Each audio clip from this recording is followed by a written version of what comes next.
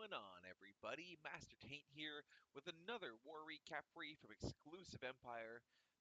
We randomly matched up with HN MIT. This was a recent merger of two elite Chinese war clans. I couldn't tell you what they stand for, but HN and MIT merged. They managed to put up 10 3 stars against us. They started out a little bit slow. Not even that they had a terrible hit rate or anything like that right off the bat. Although I can't, I don't think it was the best. Like they didn't use a lot of the attacks. We had maybe 10 attacks left where they had over 25, I believe. Um, so at one point in the war, it was like 13-2, and then all of a sudden it was like 14-9, and then 17-10 in the end. So I'm going to show you a few of the attacks here. The first one is by Carnage against their number 2. All right, so I really like this attack, and it's against a fully maxed Town Hall 11. 110 uh, is the weight for a fully maxed Town Hall 11. So it begins at the right side of the base here. Giant comes in. You can notice he doesn't have the healers on the Giant. It's on the Archer Queen right now. So the Giants are just there to distract the defenses just for a little while so the Archer Queen could come in and take a couple of them out. There were 2 cannons in the Archer Tower there, and they would easily be able to take down the Archer Queen enough that you would either have to use a rage spell or use her ability or something to keep her alive, which really isn't ideal. Wall breakers come into the bottom corner here. You can see that he had to drop them before that Archer Tower went down. If that Archer Tower wasn't up, most likely they either would have ran about halfway down the wall at the bottom here towards that elixir storage, or they would have run around the top where those last wall breakers went in there. He drops them in really early here before the tower is taken out, or the wall breakers most likely would have gone in front of the elixir storage, and then that would have been another issue for him as well. Um, or that would have been an issue with the wall breakers being in the wrong spot. The Archer Queen wouldn't walk where he wants it to walk, and the raid would most likely fail. Poison spell goes down here over the clan castle troops. The only thing that's firing on him right now is this Expo at the bottom, and the fact that the Expo's on the Archer Queen right now means that these minions at the bottom of the base are also able to take out that cannon for absolutely like no trade. 2 minions for a cannon is a great trade value. So now the Archer Queen is taking a couple of the buildings here, and then because he's already broken through that wall, she's going to walk around and go in towards the inside, where she's going to get to the that air defense there. Um, the Inferno Tower is in that area as well. Some wall breakers come in behind that. You can see they get targeted just for a second, but I think he had 4 wall breakers there, so it's enough for him to get through the wall. Barbarian King almost walks the wrong way. Then he Spartans up, turns around, goes towards the cannon. And as soon as that's taken out, the only logical place for him to go is towards the Inferno Tower on the inside now, which is absolutely perfect. Barbarian King right now is just acting like a big tank. You see me mention a couple recasts before, but he uses the Barbarian King ability and then the Warden ability immediately after. That just gives you so many of these invincible barbarians running around under a rage spell, and they do so much damage. But right there, yeah, he was just using the Barbarian King to tank for the Archer Queen while she was taking all the defenses here. Begins his flight around the outside of the base. You can see this nice arc, or this C that he's made around the left and the bottom side here. And the Archer Queen is going to continue to do her work in the inside here. And but then she's going to get taken out by the Inferno Tower there. The Grand Warden is shooting at a wall in the middle of the base. I'm pretty sure he can walk over walls, so I have no idea why anywhere in his AI would cause him to shoot at a wall. Look here, like after he takes out the skeleton trap, he's gonna, yeah, he jumps over the wall right there. So no idea why the warden decided to shoot a wall, but this base is overkill. He's got so many loons left over. Look at all the pups and minions at the top here, and the warden is still alive with the healers on. So very nice job, Carnage. All right, and the next attack we're going to look at today is by Ross versus their number 9. This is just another really cool hog attack. This is a really spread out base, but he's able to take it out with 19 hogs here. Um, Plus all these other troops, obviously. He's got a whole bunch of wall breakers. I really like this attack because just look how much like troop space it takes up. I mean, it's even got to scroll into the second line. I believe on my iPad, actually, all the spells were on the second line because of resolution difference. So that was just, I like that. I think that's pretty crazy. He's almost got one of every troop here. What's he missing? He's missing a barbarian. Sorry, I'm just talking because this is the boring part of the raid. I'm actually going to speed it up a little bit. Blah, blah, blah, blah. Archer Queen's killing the hound. Who cares? Um, Yeah, so he dropped in 2 hogs on the bottom side there. They took out that archer tower that was down where those archers are now, which allowed those archers to clean up the funnel for him. He had to take that archer tower out, or else he would not have been able to clean up the funnel. Rage spell goes down here over the archer queen and the healers, keeps her alive while she's taking all the damage from these defenses here. And the 2 more hogs come in on this air defense. They're going to be able to take it out, but he's not even like it's not going to get a lot of value of those hogs. They don't take anything else out. But it's just making sure that his Archer Queen attacks the buildings in the right order. Everything gets taken down here. He wants to get the Eagle taken down before he uses any more spells, because the Eagle gets activated, or even dropping troops by troop drops and spell drops. Um, so you have to make sure that you use less than a certain amount, or the Eagle will activate and just do massive amounts of damage. I believe all of our enemies here had level 2 Eagles. So yeah, so this rage spell is actually a little bit off, so it's not on the healers, and the Archer Queen almost dies, and he has to use the ability way before he probably wanted to. Probably wanted to use it to take out the enemy Archer Queen here. So just look at like the Archer Queen almost dies, uses the Grand Warden ability right at the last second, keeps her alive, and is able to take out the enemy Archer Queen. And like this, the entire cleanup and everything on this raid relies on this Archer Queen staying alive. So look at the health on the Archer Queen. Like she almost dies. She comes in with a sliver of health.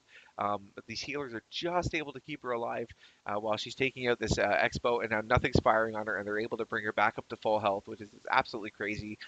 Barbarian King, a P.E.K.K.A, and I believe it was a Golem as well. You're dropped into the top here. This freeze spell goes down, covering that Tesla, the Inferno Tower, that Expo, and that cannon. So just a really nice freeze there, taking everything out.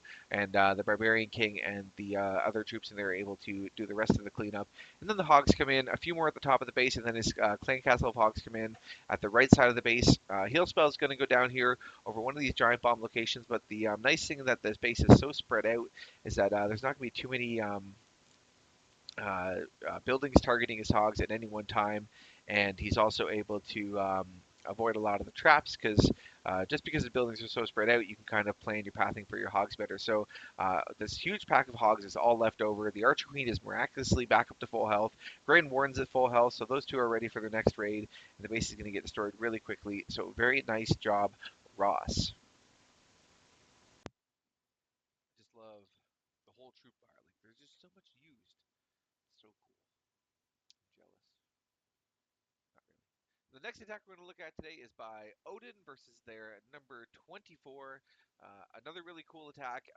The reason I'm showing this one um, it's just because at the end, like, not everything works out perfect for him, and there ends up being like all of his loons die right near the end, and it's like it's really cool because he is able to pull out the 3-star at the end.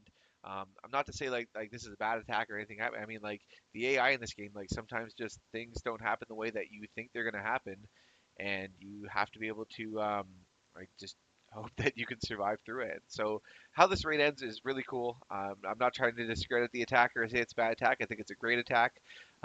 Just how it works out sometimes. So the Archer Queen under the rage spell here obviously gets kept back up to full health. Jump spell gets her into the middle of the or gets her into the core here. So I guess not all the Eagles were max, because this one is not. But yeah, a lot of max Eagles, a lot of near max bases for these guys. Um, I believe if you took the weights, they'd probably be quite a bit heavier than we were. But um, yeah, so Archer Queen taking out the Hound in the middle here, drops a minion in behind with the Barbarian King. Barbarian King is going to take out all the pups all by himself. In the newest update, Barbarian Kings can't attack lava pups and lava pups only, as well as the normal ground stuff that I meant for like for air attacks. So his Archer Queen here, barely being kept alive by these healers, but is being kept alive. And right as she's about to die, he's going to use the Grand Warden ability right there. That's going to allow the healers to get the Archer Queen back up to full health. Barbarian King ability gets used to take out this Expo and the other towers up here. And then the Archer Queen's going to come down and take out this Sweeper and take out the Eagle. You can see, even though it looks like he's dropped a whole bunch so far, he hasn't dropped enough to trigger the Eagle until just now. But it gets taken out after it does one shot, or it does get 3 shots off, or 4, or whatever it was, but they all land on the already dead Barbarian King. Drops in all of his hounds on the bottom side of the base here.